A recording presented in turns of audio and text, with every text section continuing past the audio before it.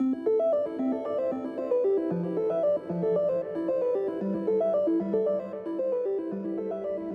Michelle Armstrong, and I am very pleased to join this session today, as well as to join my fellow colleagues and panelists for this very important topic on the intersection of climate, youth, and jobs. Just to give you a little background about myself, I am the head of philanthropy at Ares Management Corporation, which is a leading global alternative investment management firm. And in particular, I am also the executive director of our Ares Charitable Foundation, which is the grant-making arm of the firm. At Ares, we are very much committed to the idea of making a positive impact on the communities where we do business. And one way we do that is through the grants that we award through our foundation. In particular, our foundation has a mission to help accelerate equality of economic opportunity. And we do that through three key funding priorities: entrepreneurship, personal finance, and also career preparation and reskilling. I wanted to highlight in particular the work that we're doing around career preparation and reskilling because it's what connects us to jobs for the future. In April of last year, in coincidence with Earth Day, we launched a 5-year, $25 million initiative called CREST, which stands for Climate Resilient Employees for a Sustainable Tomorrow. We are, of course, all very aware of the federal dollars that are being poured into states around the country to support different infrastructure projects that are helping to advance the green economy. But what we saw was a lack of funding that was truly dedicated towards helping people to prepare and reskill to actually take on those roles and those responsibilities. So staying true to our funding priority around career preparation and reskilling, but not wanting to be inattentive to the detriments of climate change, we thought what better way than to try to address and to counter climate change, but through a workforce readiness lens. And so one of our strategic partners for CREST is Jobs for the Future, and Todd is actually leading that body of work. And we are working with anchor partners across the country to help identify solutions and to design and to collaborate with those organizations to help place 25,000 individuals in green jobs over the next 5 years. In addition, Jobs for the Future has recently launched applications in case anyone's interested. You have until July 12th to apply for its Entrepreneur in Residence cohort around climate resilient leaders, with the idea of helping to support those entrepreneurs who are trying to tackle the root causes of climate change, but are also looking at how do they address systemic inequities when it comes to who gets those jobs. With CREST, we are particularly focused on helping to disrupt occupational segregation with attention on preparing and helping those individuals, such as people of color, women, and also those of lower socioeconomic status, have access to the training and preparation that they need to enter those careers that they have not historically accessed. And I'll also mention that our other partner for CREST is World Resources Institute, which is undertaking a similar body of work with a focus on India.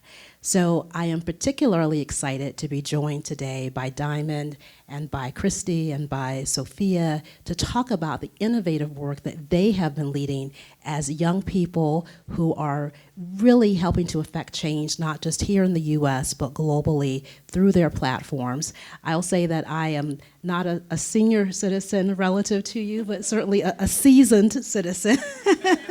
So I am very happy now to really pass the baton to the three of you to introduce yourselves and to talk about your work and about your interest. Yeah, thank you so much for having me being here. My name is Diamond Spratling, and I'm the founder and executive director of Girl Plus Environments. We're a national nonprofit created to educate, to engage, and to empower Black and brown women to stand up for climate and environmental justice in our own neighborhoods. Understanding this issue of representation, I mean, for me, I had always been fascinated by the environment and by climate change, but it was very early on that I noticed and realized that there were many spaces where I was the only person who looked like me. And that was a problem. How are we talking about climate? How are we talking about racial and environmental injustices when Black and brown people were not at those tables, those decision-making tables, those solutions, those education trainings? And so I wanted to create an organization in a space so that more Black and brown people can have the opportunity to be at those decision-making tables, and when we are at those tables, be able to feel empowered and have that self-advocacy to be able to stand up for the things that we are so passionate about and the things that we see happening in our communities every single day. I was born and raised in Detroit, and for me, environmental issues that I experienced, from air pollution to water to the Flint water crisis, those were things, unfortunately, they were normalized to our community because we had always been experienced by them. We've always seen waste in our environments, but it takes us to stand up and understand that those are not things that we should be exposed to. So I wanted to make sure that I created a space and opportunity for people to feel empowered to stand up for ourselves and to stand up for our communities and understand that climate justice is intersectional. It's racial justice, it's health justice, education, and especially when we talk about this job force and understanding and making sure that we have more people at the table who are most disproportionately impacted by the environmental injustices that we see every single day. Great to be here. What's up, everyone? My name is Kristy Drutman. I am a Jewish Filipina environmentalist and the co-CEO of Green Jobs Board, Inc. We are a climate job recruitment platform focused on bridging the equity gap to also bring more BIPOC specifically into climate jobs. We are trying to basically make it a lot easier for people who come from marginalized backgrounds specifically to get into climate work and also to break down the silos that are involved in working in environmental and social impact spaces. And why I created this platform and then this company is because I was someone who was a recent job seeker only a few years ago out of college, and I didn't really have a roadmap or any clear pathways on understanding how to succeed in this industry, how to navigate it, how to be able to make a difference and get paid a livable wage. And so I felt, even though I had a CV full of years of being a climate activist, of being so deeply involved in this work, that even I couldn't find a job clearly out of university. So I couldn't imagine what that would look like, especially for other people who come from similar backgrounds as I did, who maybe don't have the same kind of intergenerational wealth or access to resources, but maybe want to make a difference but don't know how to. And so that was really the beginning of creating the Green Jobs Board, which started out actually as a social media post where I was just curating resources, and organically a lot of people, especially people of color, were telling me how useful of a resource and community was that I was building. And so we eventually became an organic community of now over 100,000 people from around the world in under a year. And we actually became a company because of the demand from our community. So everything has been very community-driven, grassroots-driven, to build a new movement of rethinking what a green economy can look like. So I'm super happy to be here.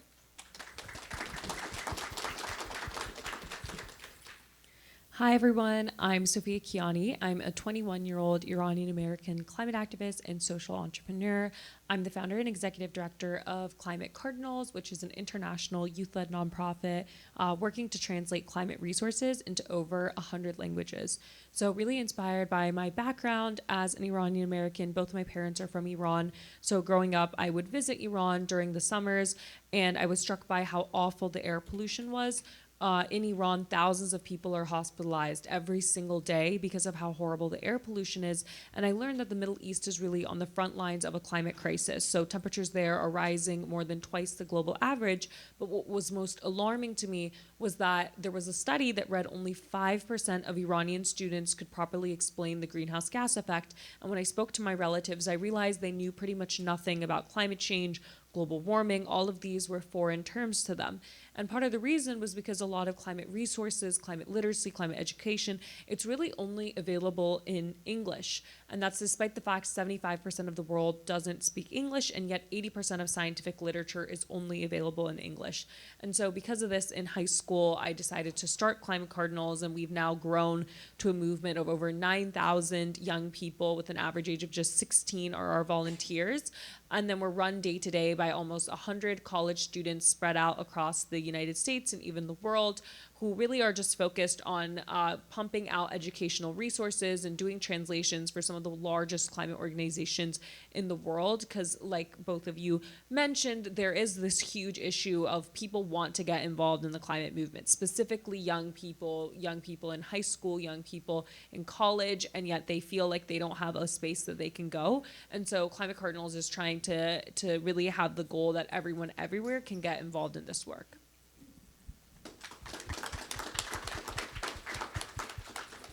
You know, as part of the research that I was undertaking when we were launching CREST, I came across an interesting set of findings that said there was a Fast Company survey, I think it was in 2019, where they surveyed over 1,000 employees at large corporations and asked them what mattered most to them when determining what job they would pick and what organization they would ultimately go to.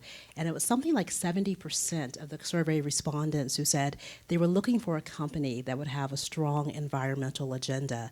And beyond that, it was about 40% of millennials who said that they ultimately opted for the job that they assumed at the company that they went to because of that kind of environmental agenda. So I was really struck by the import of climate change in the perspective of young people. And I think about Ares as a firm, which is still a pretty young firm.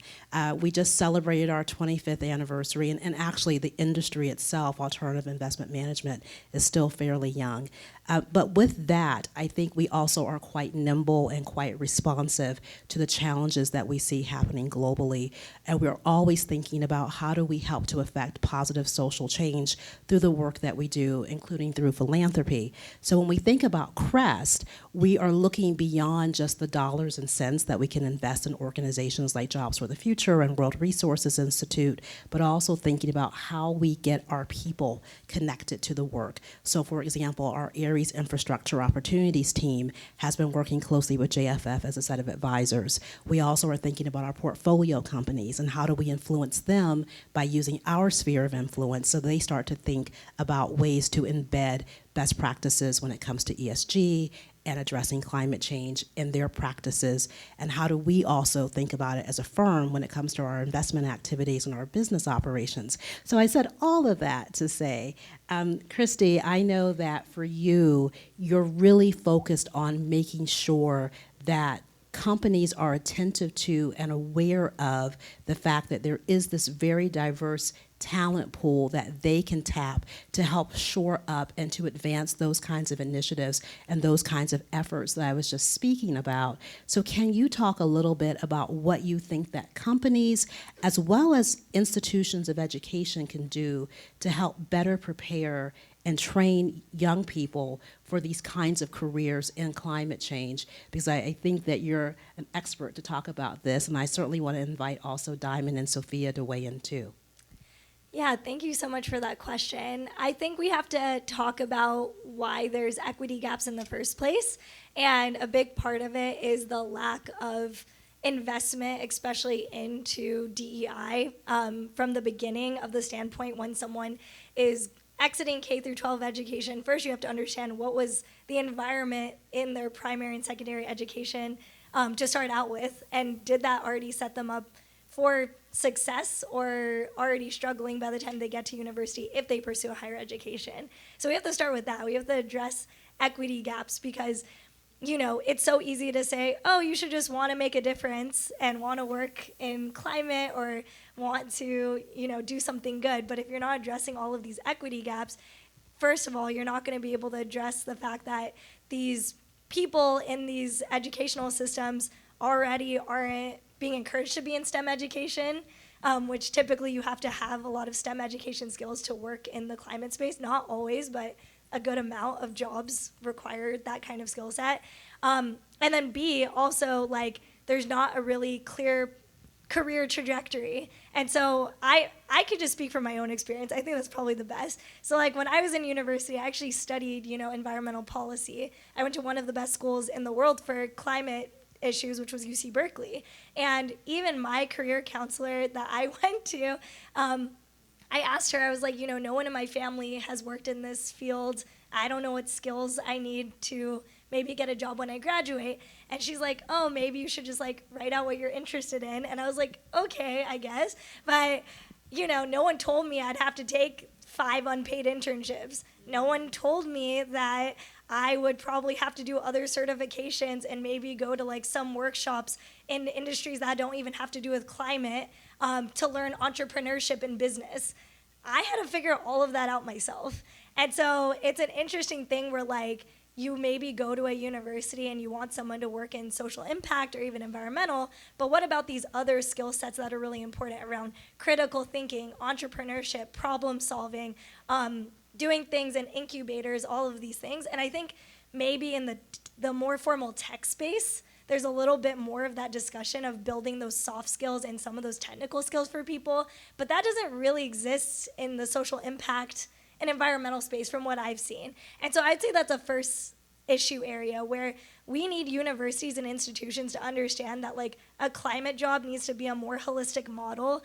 There needs to be more of a question and curiosity of how do we expand what those roles look like beyond just renewable energy, beyond just working and doing outdoor conservation work. Not that those jobs aren't great, but like there's so much more to the industry beyond that. I always say that the climate movement needs more accountants, it needs more lawyers, it needs more of all of these different professionals. And what if we could shift the conversation to figure out how do we embed those skills and to encourage that and to build pipeline programs and fellowships that will actually prepare, especially a young person of color, for success. And the last point I want to make on that is like, even though you can bring a bunch of people of color into the door, if your organization also hasn't done the internal work with a DEI strategy, holding itself accountable, those people are going to leave within a year because they're going to realize that they're experiencing all these microaggressions. You haven't actually done the work to address your senior leadership. And a lot of young people, especially Gen Z, are participating in quiet quitting, where they will just say, peace out, like I'm done, like I can find something different, which I think is the best part of our generation, in my opinion, because we're not gonna put up with the hierarchical BS anymore. And I think that's really important. So I think companies need to know that young people especially are paying attention and they're gonna need to fix that to be relevant. So yeah, thank you.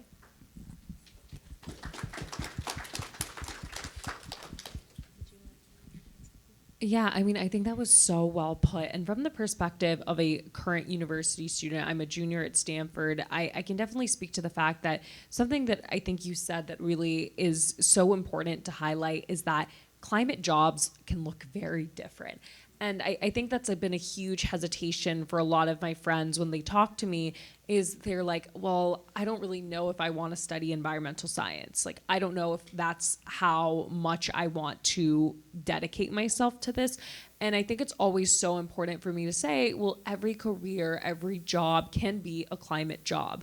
Like you can go into fashion and then you can work on sustainable textiles. You can go into computer science and then you can work on mathematical modeling of climate change-induced weather disasters. It can look different for every single person, but really highlighting that I think is incredibly critical.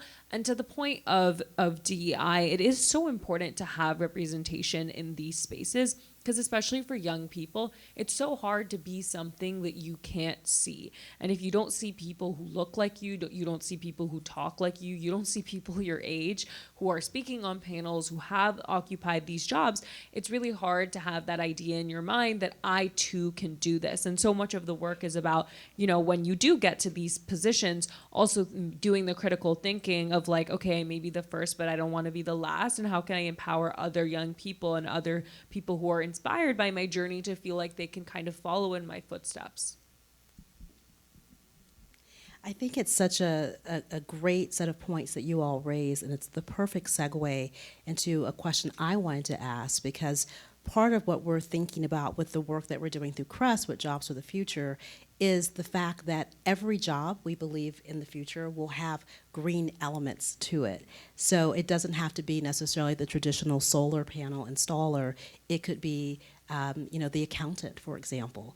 So, we, in fact, today just released the executive summary of a paper that JFF authored called Growing quality green jobs. And if you go to the JFF website, you can read that executive summary with more to come in the weeks to follow. So we're excited about that because it's really starting to shine a light on the fact that there's the need for reskilling in addition to preparation for people who pursue careers that may or may not be what we have traditionally considered to be green jobs. And Diamond, what stood out to me about some of your work and your background is the fact that you've really looked at this intersection between health and climate change, which I think opens a whole nother set of conversations around careers that people can enter and necessarily might not have made the organic connection between. But I wanted to ask you about your work in that space. And also, as you think about the way the workforce is evolving and changing, particularly following the pandemic, and now there's that more flexibility in terms of location where you work. People necessarily aren't sitting in the office, but may have moved their locus to their home. I'm curious, what you think about how that also opens up more opportunities for young people interested in myriad career paths to actually still be doing something good for the environment and addressing climate change, even if they aren't the individual who's putting the solar panels, on the rooftop. Yeah, absolutely. I've said this many times before, but I'll say it again. Climate is intersectional. If you think that your job, whatever you get up and do every single morning, has nothing to do with climate, you've got another thing coming, because it does. It 100% does. And we won't be able to address this issue of climate change, of this just and equitable energy transition, until each and every one of us wakes up and understands what our role, our part is in this sector, in this space of climate. And understanding that we won't be able to move to a just and equitable transition until we have everyone on board, but until especially Black and brown communities, marginalized communities, are in a position, an economic position in leadership to be able to take ownership and take a role and responsibility in this space. And what I think the unique thing with youth and with younger generations is that we want to do this amazing work. We care so passionately about this. Passion is what has gotten me in this space. Frustration is what has gotten me in this space. But me being able to have the resources, me being able to get paid equitably for this work is what will keep me in this space, because passion can only take me so far. And so I think what you said, Michelle, about understanding with the pandemic and how, we have this flexibility now to decide what we want our futures to be and where we want to work and where we don't. I think that that's critical, and that has opened up so many doors and opportunities for us to be able to do passionate work and meaningful work as well, and understanding how intersectional it is as well. So a lot of the work that I do is at the intersection of environment, of health, of climate, understanding that yes, we saw the pandemic happen, but the next pandemic is the climate. It's the climate space. It's climate change. And so if you thought that 2019, 2020 was bad, look at what we're experiencing now. Look at what we just saw from Canada all the way down to New York, to New Jersey, all the way down to North Carolina. Understanding that we all have a role to play in really leaning and using trusted partners. So a lot of the work that I do is around this health space, and understanding that health professionals, medical professionals, we look to them. We look to them as role models, and we trust health professionals to lead us. And so what if health professionals can actually also intersect this space of climate and tell us that, okay, we know that you have a family history of heart disease, or we know that you have asthma, but look at your environment. Have you ever thought about that? Have you looked past the biological genes? In my family, heart disease runs deep, unfortunately. So many of my uncles have passed away from it, but so many of my uncles have worked at the power plants. They worked at the plants in Detroit.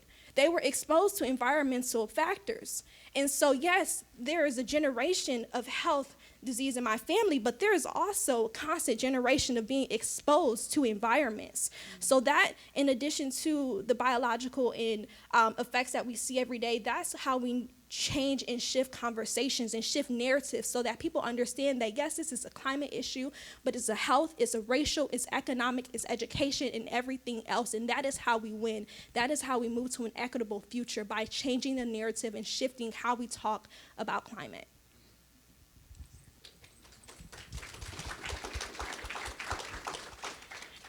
And Sophia, I wanted to ask you as well, and you touched on this a little bit earlier when talking about the conversations that you had with your relatives in Iran about climate change. And I actually saw one of your TED Talks where you spoke about the fact that you and your mother were actually translating, as you were talking about earlier, the literature around climate change and greenhouse gases. And you talked about the fact that you saw fear on their face when they actually could read and understand. And although they were obviously quite disturbed, that for you was a relief, because then they started to understand what we were facing as this existential challenge when it comes to climate change. And so it got me thinking that beyond just a language barrier when it comes to understanding the effects of climate change, there can also be a barrier when it comes to understanding conceptually what the effects of those changes are at a regional level, but then even more personally at an individual level and the individual impacts of climate change. And do people really understand how it's going to affect them personally as well as their families? And I wanted to ask you to talk a little bit about how you think organizations, whether it be schools, institutions of education, corporations, how they can go about helping young people not only understand the effects of climate change, but also develop, hopefully, a passion for wanting to address those challenges, and then be able to turn that passion, those interests, into a job, but beyond a job, actually into a career where they are making a positive, sustained difference in the world. So I know that was a big question, but I just wanted to hear your thoughts on that. And how do we help young people really become attuned to the detriments of climate change and develop that keen interest and wanting to address it, hopefully through the professions that they choose to enter?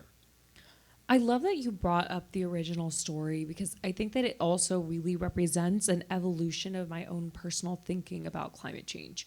Because I remember when I first wanted to educate my relatives about climate change, I wanted them to eat less meat and I wanted them to drive less, and that was my goal. And as I've grown up and as I've learned more, it has become increasingly alarming to me that the fact we still think about the climate crisis as a crisis of the individual is completely wrong, and that we need to think about this as something where we need system change. And the more that we continue to shame and blame individuals to make them think that they're responsible for the climate crisis, the more we pigeonhole people and push them into a place where they don't want to get involved in this work. So often I have conversations with my friends where they're like, I think your work is amazing, but I bought a top from Shein yesterday and there's no way I can talk about climate change on social media because I'm gonna look stupid.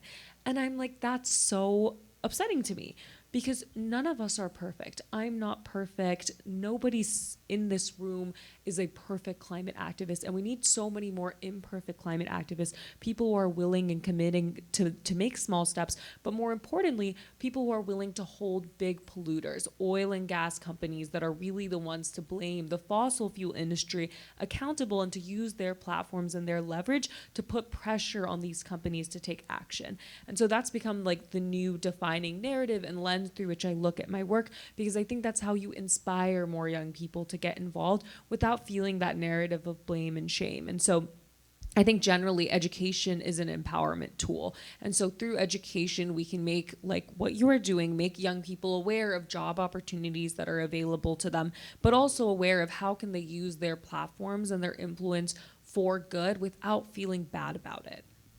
And I just wanted to build off of that, because I think, what Sophia does online, as well as, all three of us, a lot of the work that we're doing is trying to be these messengers of hope, of inspiration, right? But I think that comes at a cost sometimes, where people put you on a pedestal and don't see themselves in the work, right? And something I wanted to bring up earlier that was discussed at the keynote was about this lack of social capital amongst especially BIPOC, this lack of ability to know who to know, what door to enter, what space to be in, to actually figure out how you're gonna build a career. Because we can talk about jobs, but we're really talking about careers here, right? Especially if you're talking about social impact and addressing climate change. This is a battle of a lifetime.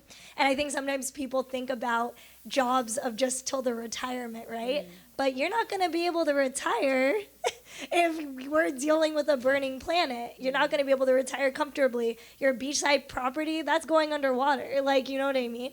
And it's just one of those things where I think older generations are starting to wake up to realize that they're leaving their kids and future generations in kind of a disaster zone. But I think there's an opportunity for intergenerational dialogue, for collaboration, where now people who are in those positions of power, of resources, of influence can start redistributing, as we were talking about in this earlier conversation in this conference. What does redistribution look like in the climate space? It looks like opening doors and recognizing the lack of social capital, building out mentorship programs, building out actual funds that are going to invest into BIPOC entrepreneurs in the climate tech space who are literally coming up with solutions that are contextual and will actually solve the problems in their communities. It looks like actual funding going to environmental justice nonprofits who are only getting a fraction of funding compared to major white-led, traditional mainstream Sierra clubs,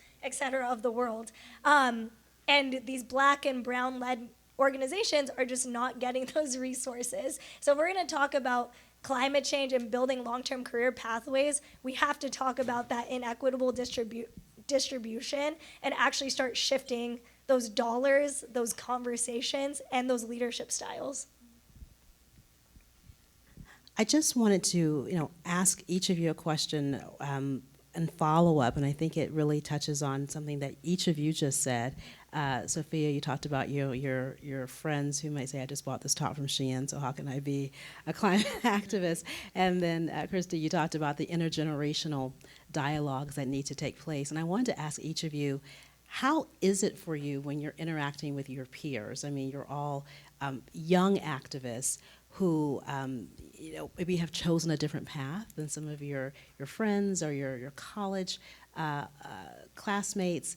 How is it having those conversations with them, and how have you seen your sphere of influence grow over the years and helping to maybe help them reimagine the role that they play when it comes to addressing climate change? Yeah, I can kick us off. I love this question. So all of my friends think I hug trees, which I'm here to tell you I do not. And I mean, even with my family, the reason why I started Girl Plus Environment is because I went home one summer and I tried to talk about air pollution to my family, and they looked at me and said, why the hell are you talking about this at the dinner table? This is not dinner table conversation. But it is. It has everything to do with the food on our tables and whether or not we have food the next day. And so I wanted to shift the conversation, and I wanted to make my family know and normalize having these dinner table conversations. And so I think now, after 8 years of being in this space, they're finally starting to understand how intersectional climate and environmental justice is, and how it has everything to do with all of their life decisions. Your energy bill that you're overpaying every single month, that has everything to do with climate. And so I've been trying to shift the conversation. And I think that that's been a really great sphere of influence to get my family to have these conversations, to normalize it. I tell people all the time, I want my cousins to be talking about climate at the family reunion. Why can't we normalize that? And so I think that takes a lot of shifting in digital communications and just being very intentional, so that people who have traditionally been told, oh, you don't care about climate, oh, this isn't your space, been told that this is your opportunity. Come on, we'll accept you. You need to be in part of these conversations, but we also need you to be at the forefront of these conversations and decisions and solutions. And so I think that my sphere of influence has been that I've been able to normalize the conversations and make it welcoming, so that we have an increased representation of more Black and brown women at the forefront of all of this great climate justice work. Yeah, that was great. That was amazing. I would just say, for me, I just realized, if you don't have a seat at the table, you have to build it. So that's been most of the work. And I would just say that, people have watched and followed and seen me build the table and have enjoyed that. My throat's getting dry. Yes. So I would just say, like, it's just really important to lead by example where you can, and to encourage others to do the same along with you. Thank you. And I think you guys covered everything. But the last thing I'll say is I think it's been really important for me to show an example to my peers that I am still a very normal college student. Like I remember I went to Harvard to go and speak, and I have a couple friends there. And afterwards, I was like, okay, let's go out. Like, what parties are happening? And they all looked at me like, is that allowed? Like, are you allowed to do that? And I was like, to the same point of like, you know, I don't just talk about climate change in my free time. Like, I talk about relationships and like things that normal people talk about. And I think that's really, really important. Like, I want every single college student to look at me and see it's a normal college student. Like, she likes to dress up. She likes to go out with her friends. She's a normal person who cares a lot about a very important issue facing our society, and every single one of them should feel the exact same way, because this is ultimately just going to harm us and our generation the most, and we deserve to have a voice in the conversation. So we wanted to save the last 5 minutes to ensure that we're getting questions from the audience, your burning questions. You heard from this wonderful panel really three things. This idea that climate change is a public health issue, which is the risk. Climate change is an economic issue to build green wealth and create opportunities for jobs. And lastly, climate change is a social justice issue because there are communities that are far more affected than others. So this grounding conversation was for you to understand how these young activists are feeling around this space. So as you're developing workforce opportunities for the next generation, you know where you're starting from.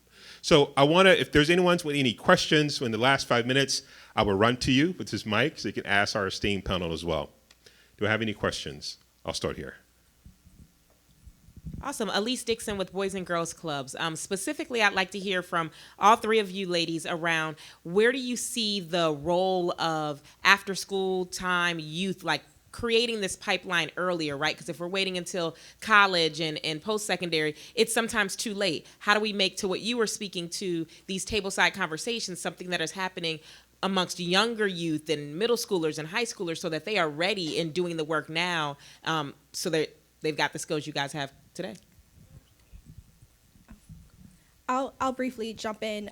Education is power, and I think I always say people, we don't know what we don't know, and many of us don't know what's going on in our own backyards. And so I think building youth up and educating them, intertwining climate education into math, into science, into every other thing that we learn about that we sometimes don't even use as adults, I think is critical in having people come to the Boys and Girls Club, for example, youth like us, Black and brown youth, people who look like them, to see, oh, there is a career in climate that I could do. Like, oh, I never knew that I could be standing up talking about climate. And so I think starting very early on of just being able to see themselves in these positions is really critical. Now I'll pass it to my colleagues. Yeah, I just want to plug two resources: the Alliance for Climate Education, as well as the Kannenbort Climate Initiative. They have a K through 12 also climate education, and they have modules. And so it's just a good idea, and it's very catered towards kid-friendly education. I actually helped design some of the modules, not to plug myself, but it was cool. Thinking about how do you communicate this to a 5-year-old, I was like, wow, I don't really know.